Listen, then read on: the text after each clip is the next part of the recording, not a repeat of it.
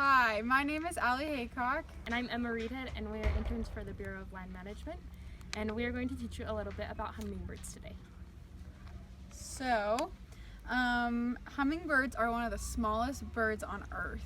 To help you see how small a hummingbird is, we have a ruler and some pennies to help us figure out the weight of the hummingbird.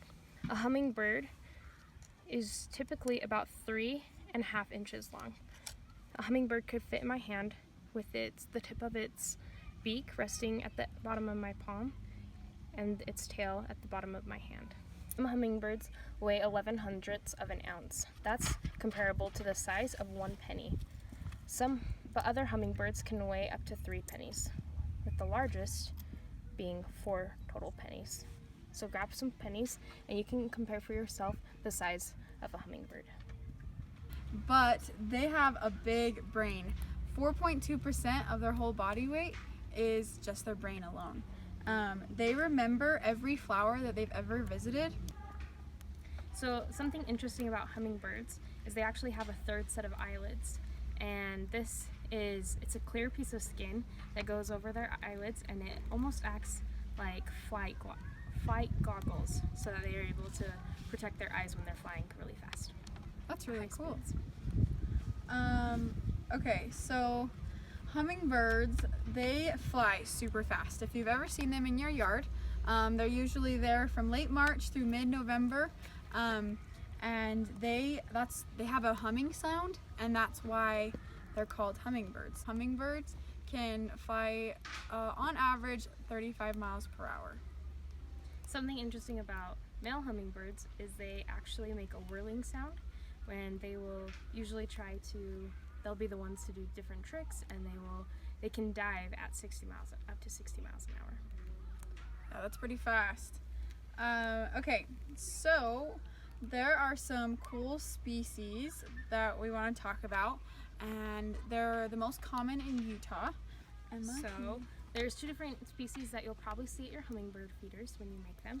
They're the broad-tailed hummingbird, and these hummingbirds are usually green on top, and right around their neck they have a red, it's not quite a collar, it doesn't wrap all the way around their head, but they have a little red, looks like they're almost wearing a bib around their neck, I guess. Yeah. And then underneath they have a white belly. And then the second species that you'll probably see is a black-chinned hummingbird.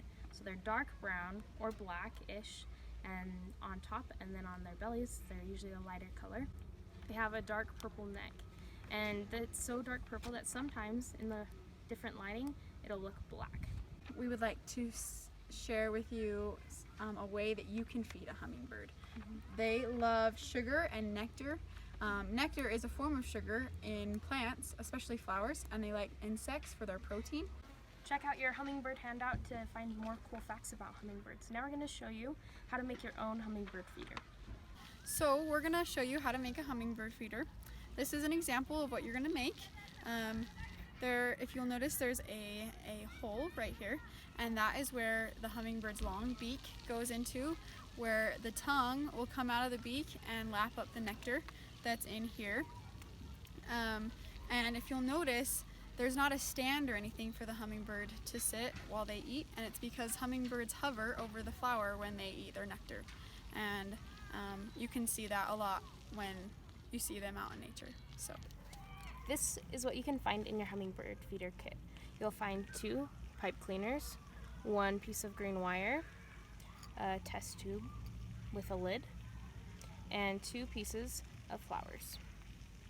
So to first start off with, you're going to take your test tube and put the lid on your test tube. This is where you will put your nectar so that the birds will be able to drink the nectar from. Next, what we will do is we're going to twist our pipe cleaners around the top of the flower,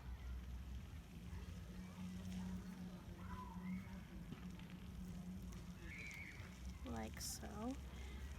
And these are supposed to mimic the stamen part of the flower. Next, we'll take the orange flower and you'll push it around the test tube and push it up towards your pipe cleaners. Then take the red flower and do the same thing.